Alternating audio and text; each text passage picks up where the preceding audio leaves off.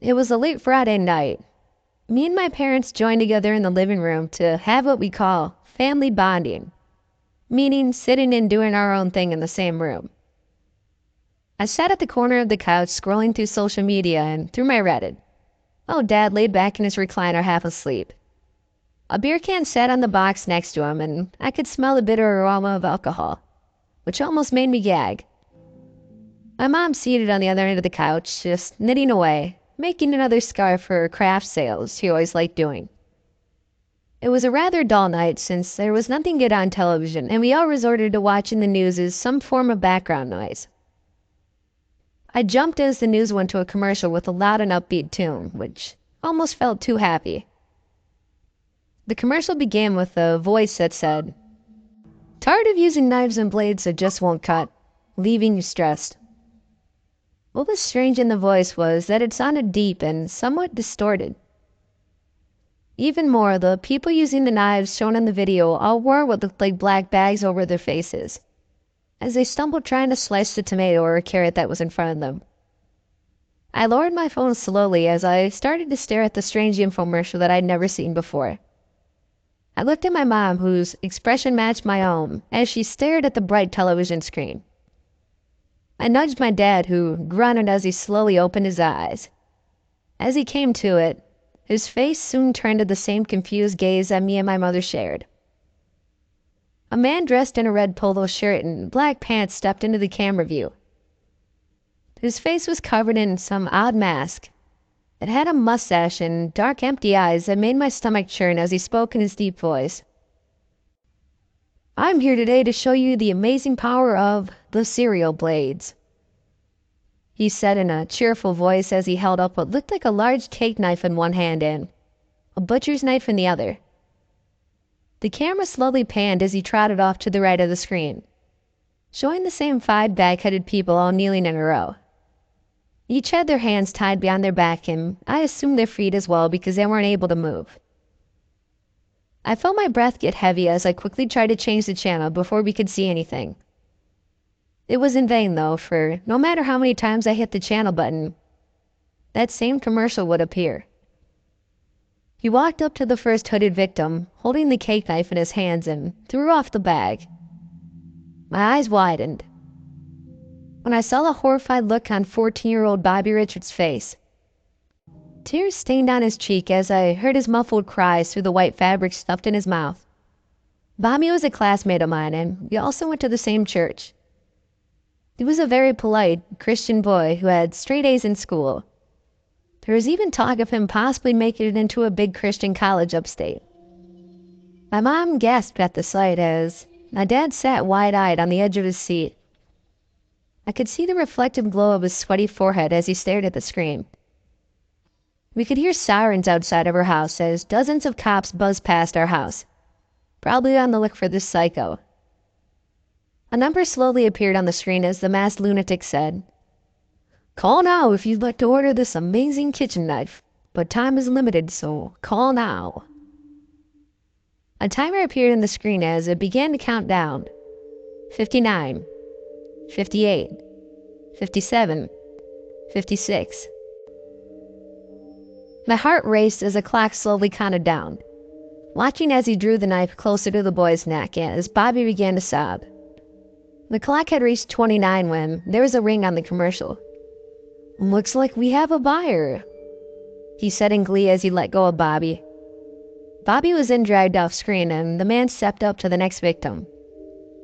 He removed the bag to reveal 15-year-old Jenna Reynolds, the student body president of my school. I could feel a cold sweat on the back of my neck as he walked up to her with the steak knife. Its sharp ends twinkled as he placed it against her face. The same number appeared as he looked up to the camera. "This is a limited item, so call in the next 20 seconds to order this amazing steak fork," he announces as the clock starts to count down from 20. The anticipation was agonizing as I watched the clock slowly drop. I couldn't understand why nobody was calling. Her parents weren't too crazy with technology, but I was sure they had a phone, so why weren't they calling to save their daughter? I raised my phone ready to dial as my mom snatched it out of my hands. "Are you nuts?" she shouts at me angrily. She isn't worth risking our own family's lives." I was horrified to hear this come from my own mother's mouth. A woman who was known for being so caring to others was abandoning someone whose life was in danger. Seeing her snap like this almost felt unreal. There was a loud buzz as the clock reached 0. "No buyers? Why don't I show you how amazingly this thing works? Maybe then you'll change your mind and buy after I show you what it can do." He said this as he slowly dug the steak knife into the side of Jenna's face.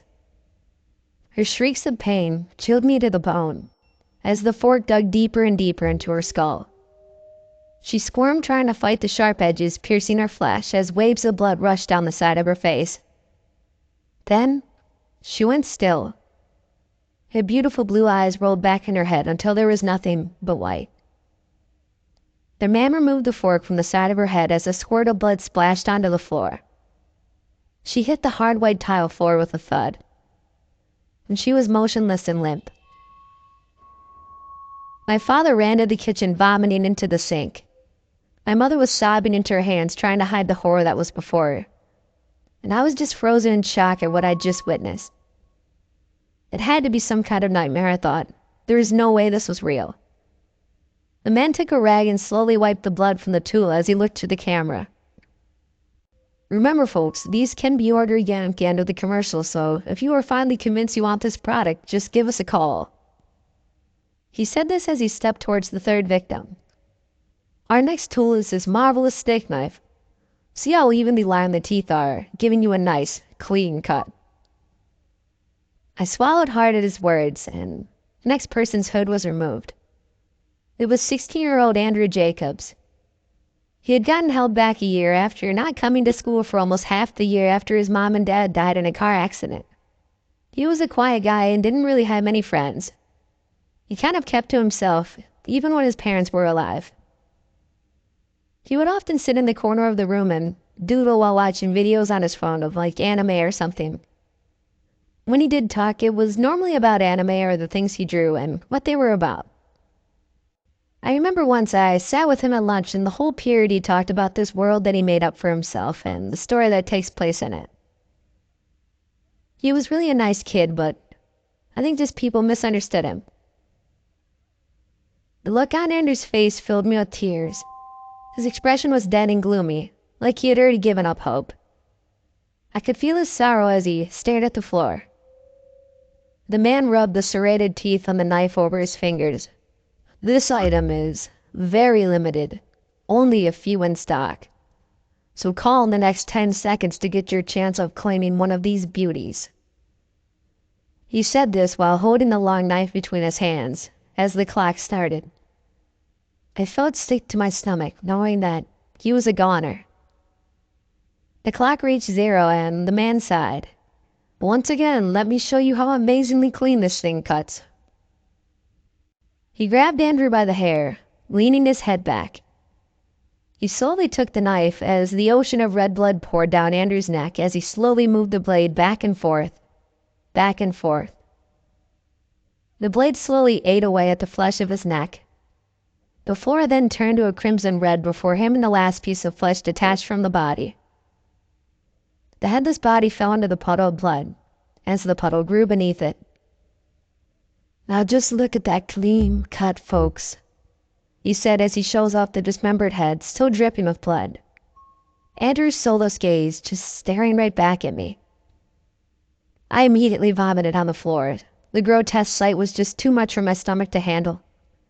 My mom's face was just pale as a ghost. The man walked to the fourth person and whipped off their hood. Kneeling there with an angry look on his face was Trevor Jackson, the quarterback for the high school football team. He was always known to be a tough guy, but from the stains on his cheeks, you could tell that he'd been crying. Trevor was a senior and an honor student, and a lot of guys in my grade looked up to him, me being one of them.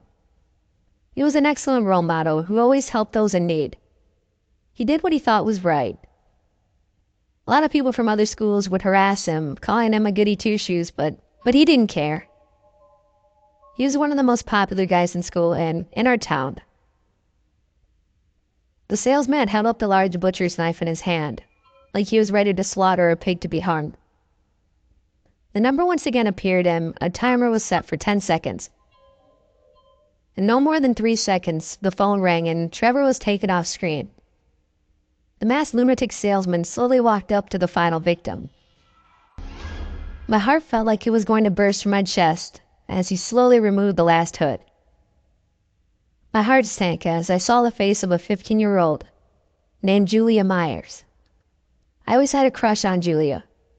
Ever since preschool, I had found her absolutely beautiful. She was so kind with a gentle voice that would just soothe the heart of any savage beast. I'd always wanted to tell her how I felt, but I could just never get the words to come out. Sometimes I wondered if she even knew I existed, since it always felt like she could just see right through me. The salesman crept up behind her as the camera zoomed out to reveal a set of kitchen knives dangling above her head, like a modern-day guillotine. Our last offers a very special set of our best kitchen knives, which will only be available for the next 5 seconds. So call now and don't miss your chance to buy this rare set. The timer started and I panicked as I pushed my mom out of the way and dialed the number. My mom screamed as the phone rang on the TV. The timer stopped just before 1 second and a voice on the other line said, "Leo told me." I hung up the phone, my body shaking like a leaf. My mother's face was pale with a ghostly look on it. I don't know what happened to the other callers. I don't know what happened to the other victims. Heck, I don't even know what's going to happen to me. I couldn't understand this man's motives, and I don't want to. But whatever you do, please, don't buy from Cereal Blades.